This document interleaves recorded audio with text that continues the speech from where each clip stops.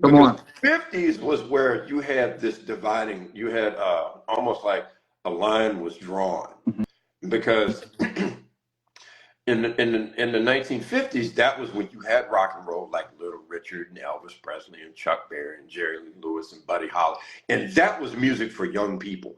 But it Right. wasn't just children; it was like children, teenagers, kids in Yeah. college, Right.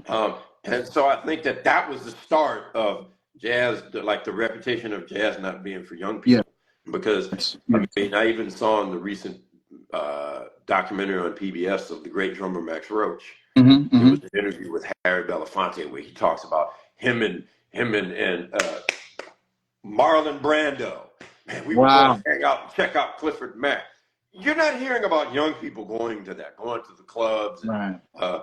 where with if they were in LA or if they were in New York or wherever they were. Like you don't really hear about young people going to that. You're hearing about grown people, adults, and being the hang and you know, Mm. and sometimes you had places where young people couldn't go anyway because it might have been a bar or something like that.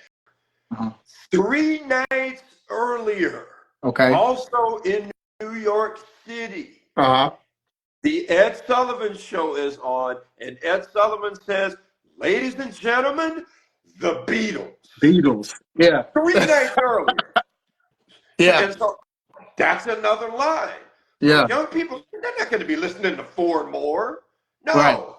They're going to be listening to the Beatles and singing along and dancing. Yeah, but it was a dividing line. Yes. And I think that subsequently the music, young people just weren't checking it out. And I think it became a status quo thing like, well, just young people aren't really into